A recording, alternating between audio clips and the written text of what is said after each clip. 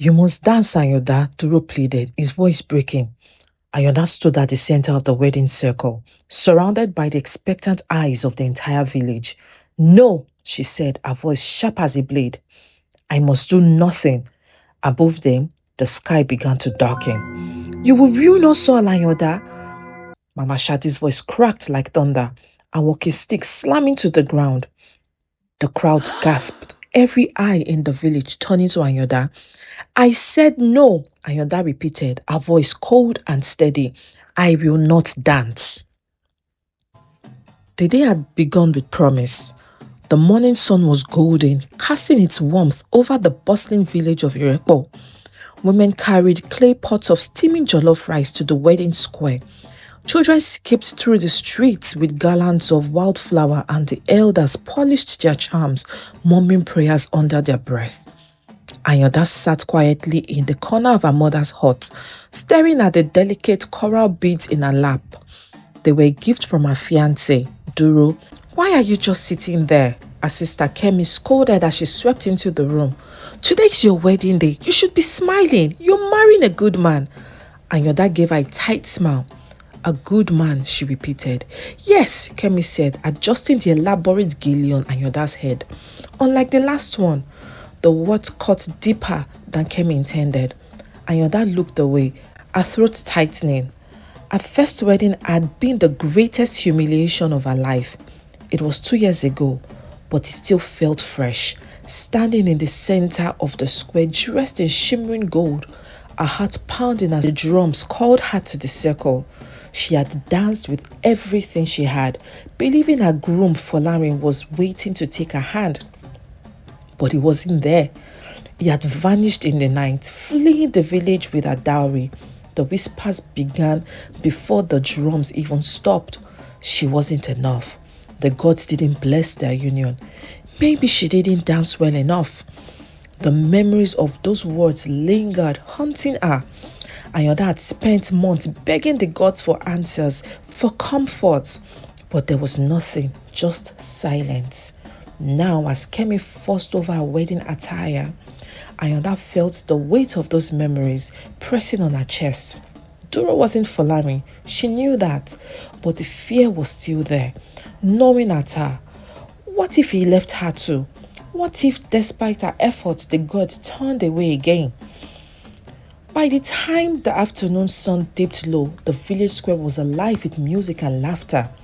Ayanda walked beside Duro towards the center of the square, her heart pounding.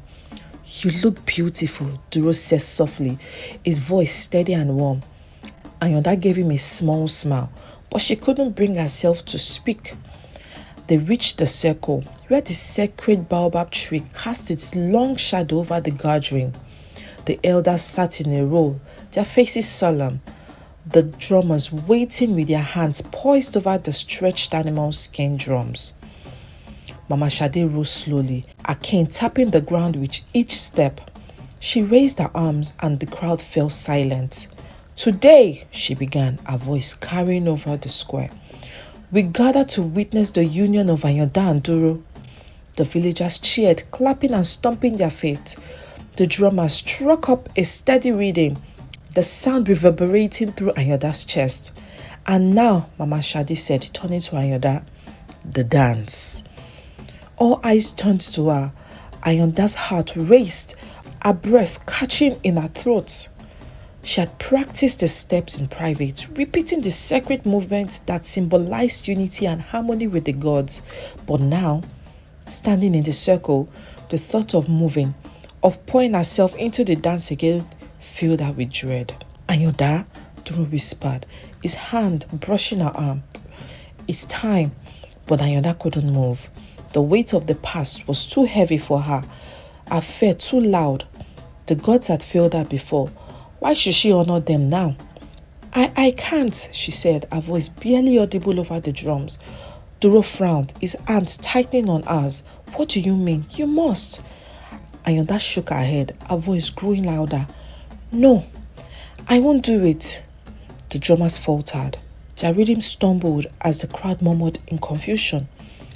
Ayanda, Mama Chadi said sharply, do not bring shame upon yourself again. Dance. Ayanda's hands trembled at her side. She thought of the humiliation she had endured, the whispers and the stares.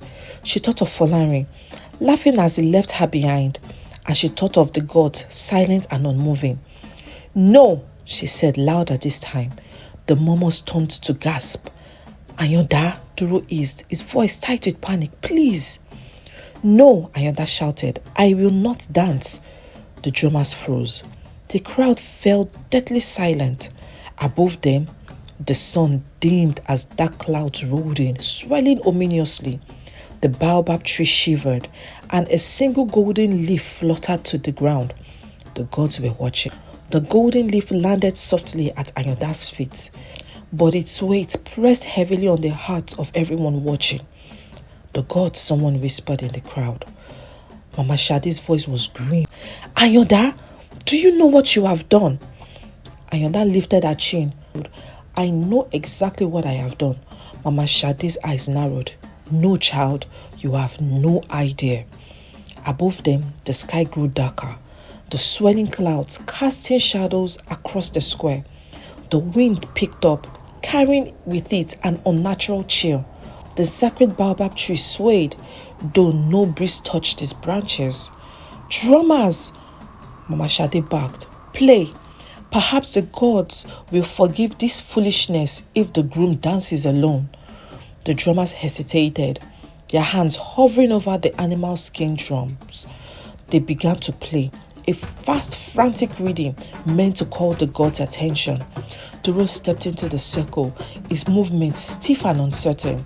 He stomped his feet, turned and swayed, followed the sacred steps as best as he could. But the crowd didn't cheer. The weight of Ayanda's refusal hung in the air like a curse. Ayanda turned away from the dance, her heart pounding in her chest. She didn't care what the gods thought. Let them be angry. Let them see her pain. But deep down, a small voice whispered, "What have I done?"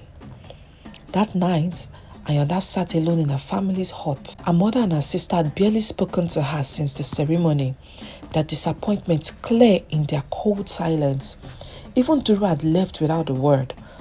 His shoulders slumped as he walked into the growing darkness. The square outside, usually alive with celebration after a wedding, was quiet. The drums had fallen silent and the feast untouched. Ayanda stared at the embers of the fire, her mind churning. Had she been wrong? Suddenly, a cry rang out from the edge of the village. Ayanda jumped to her feet, her heart racing. More voices joined in, shouts of alarm, fear and confusion. She ran outside, her bare feet slapping against the ground as she followed the growing commotion. The crowd had gathered by the river bank, their faces illuminated by torches. "What happened?" Ayanda asked, pushing her way forward. The villagers parted slightly, revealing the river, or what was left of it. The once strong current had slowed to a sickly trickle. The water, usually clear and glistening under the moonlight, was dark and murky. Dead fish floated near the surface, their bellies pale and bloated. Mama Shade stood at the edge of the river, her face pale in the torchlight. She turned to Ayanda, her expression furious. "This is the God's answer," she said. "This is your doing." Ayanda's chest tightened. "You don't know that," she said. "I do," Mama Shade snapped. She raised her cane, pointing it directly at Ayanda. "You insulted the gods. You defiled them in front of all of us. And now we are all paying the price." The crowd murmured in agreement. Some clutched their charms, whispering prayers under their breath. Others glared at Ayanda, their faces filled with anger and fear. "The gods are angry," someone muttered. "She has brought a curse upon us." "Ayanda must make it right," another voice shouted. Ayanda took a step back, her hands trembling. The crowd pressed closer, their accusation growing louder. "She must dance. She must beg for forgiveness. She will destroy us all if she doesn't." "Enough!" Mama Shade's voice cut through the chaos. She turned to Ayanda, her eyes burning with authority. "Child, you have one chance to fix this. Dance before the gods. Show them your remorse and perhaps they will show mercy." Ayanda's breath caught in her throat. She looked at the river, the dead fish bubbling lifelessly in the water. She looked at the villagers, their faces twisted with fear and anger. And then she thought of Folari, how she had danced for him, only to be left broken and humiliated. "No," she whispered. Mama Shade's eyes widened. "What did you say?" "I said no," Ayanda repeated, louder this time. She turned to face the crowd, her voice shaking but firm. "I will not dance. I will not beg for forgiveness when I have done nothing wrong." Shouts and accusation flew through the air. "She will doom us all. The river will run dry. She is cursed." Ayanda stood her ground, though her heart pounded like a drum in her chest. She didn't care what they thought. She couldn't dance, not again. The crowds erupted into chaos. The first few days after Ayanda's refusal were filled with quiet anger. Villagers avoided her gaze, but the whispers were impossible to miss. "She thinks she's above us. What kind of woman refuses the gods? She will bring ruin to us all." At first, Ayanda told herself it didn't matter. She had made her decision and she would stand by it. But the consequences soon became impossible to ignore. It started at the market. Ayanda's younger sister Kemi went to buy millet from the grain seller, but the woman shook her head firmly. "I have nothing for you," she said, her voice cold. Kemi frowned. "But you have bags of millet right there." "Then take it somewhere else," the seller snapped. Kemi returned home empty-handed, her face red with frustration. "They won't sell to us, Ayanda," she said. "Do you know how humiliating that is? I had to walk past everyone carrying nothing." It wasn't just the sellers. The seamstress who made Ayanda's wedding attire refused to accept payment, claiming it was cursed. Farmers refused to trade with their family. The butchers refused to let them buy meat. "We will starve if this continues," Ayanda's mother said one evening, her voice cracking. "And for what? Your pride?" "It's not pride," Ayanda said quietly, though her words felt weak even to herself. Soon after the rivers dried up, another proclamation from the elders sent the village on an uproar. No other marriages could take place until Ayanda completed her wedding rites. "It's the will of the gods," Mama Shade said, her voice grave as she addressed the gathered villagers. "Until Ayanda fulfills her covenant, the gods will not bless any union in this village." The crowds erupted into shouts of anger and frustration. "My daughter has been waiting for months," one man cried. "My son cannot start his family," another voice shouted. "Why should the rest of us suffer because of her?" At home, Ayanda's father sat silently at the dinner table, his face drawn and tired. Finally he spoke. "You need to fix this, Ayanda," he said. "Not just for yourself, but for all of us. Your sister is of marriageable age, but no man will look at her while this curse hangs over us. The elders have tied the future of this family to your decision." Ayanda stared at her plate, unable to meet his eyes. It wasn't long before Kemi's frustration turned into open anger. "You are selfish," she spat one morning as they walked to fetch water. "Do you even care about what you are doing to us? To me? I'm doing this because I believe it's right," Ayanda said, though her voice was defensive. "No," Kemi snapped. "You are doing this because you are scared. You think if you dance, something bad will happen again. But do you know what is happening right now? Something bad. We can't trade. We can't marry. People won't even speak to us anymore. How is that better than dancing?" Ayanda clenched her fist. "You don't understand." "No," Kemi said bitterly. "I think you don't understand. You are not the only one who has to live with this." Even Duro began to grow distant. Though he tried to stand by Ayanda, the pressure from his own family was overwhelming. "My mother says I should leave you," he admitted one evening, his voice hesitant. "She said no good can come from marrying someone who angers the gods." Ayanda's chest tightened. "I don't know anymore. I've tried to understand you, Ayanda, but everything is falling apart. The river is drying up. Crops are dying. People are blaming us. How much more can we take?" Ayanda said nothing. She watched as he stood and left. That night was quiet, except for the occasional howl of the wind as it swept through the village. Ayanda sat by the dim fire in her hut, poking absent-mindedly at the embers. The silence was heavy, broken only by the faint rustling of her sister moving about in the corner. Suddenly, there was a knock at the door. Kemi looked up, her eyes wide. "It's her," she whispered. Ayanda frowned. "Who?" Before Kemi could answer, the door creaked open and Mama Shade stepped inside. "Kemi, leave us," she said. Kemi hesitated, glancing at Ayanda for direction, but Ayanda only nodded. With a sigh, Kemi slipped out into the night, leaving Ayanda and Mama Shade alone. "You have caused quite a stir, Ayanda," Mama Shade said, her voice calm but heavy. "Do you understand what you have done?" Ayanda straightened, meeting the elder's gaze. "I have refused to bow to something I don't believe in," she said, her tone sharp. Mama Shade raised an eyebrow. "You think this is about belief?" "It is, isn't it?" Ayanda said, her voice rising. "The dance is just a show, something to keep the gods happy so they'll leave us alone. But where were they when I needed them? Where were they when I danced with all my heart, only to be humiliated in front of the whole village?" The elder's lips tightened, but she said nothing, letting Ayanda continue. "I danced, Mama," Ayanda said, her voice cracking. "I honored the gods and they still let Folari leave me. They let me suffer. So why should I dance now? Why should I put myself through that again?" Mama Shade sighed, shaking her head slowly. "You are a proud one, Ayanda," she said, "but pride without understanding is a dangerous thing." Ayanda opened her mouth to argue, but Mama Shade raised her hand to silence her. "Enough," the elder said. "You think you know everything, but you don't. You speak of pain, of betrayal as if the gods hold you something. But have you ever stopped to ask why the dance exists? Do you even know the history behind it?" Ayanda blinked, her mouth snapping shut.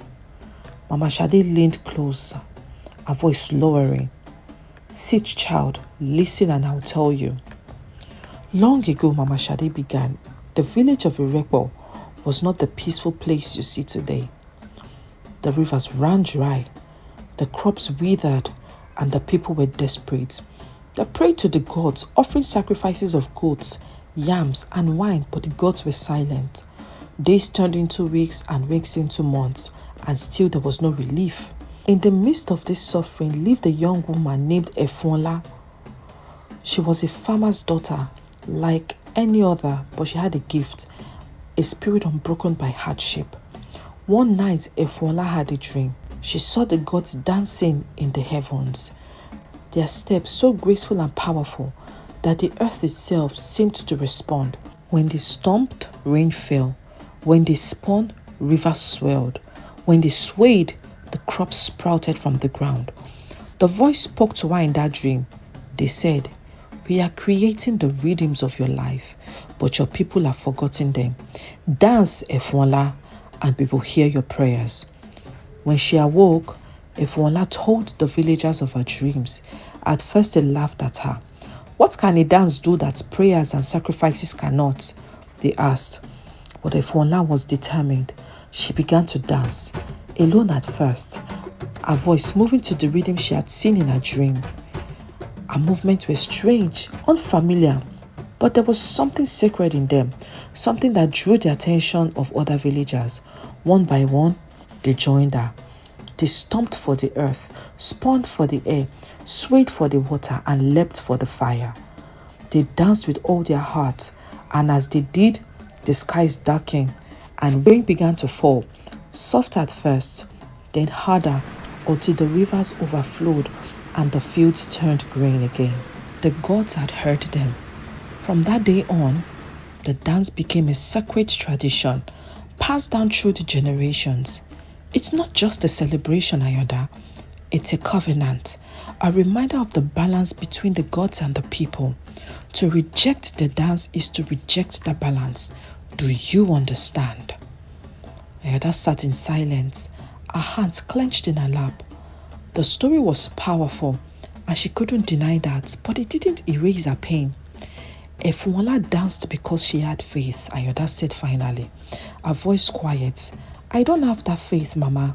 The gods may have helped her, but they have done nothing for me. Mama Shadi sighed. You think the gods are cruel, Ayanda, but they are not. They see what we cannot. They understand what we do not. Perhaps one day you will see that for yourself. She rose slowly, leaning heavily on her cane. The choice is yours, child, but remember this, the gods do not forget, and neither does the village. With that, she turned and left, leaving Ayanda alone with her thoughts and the crackling fire.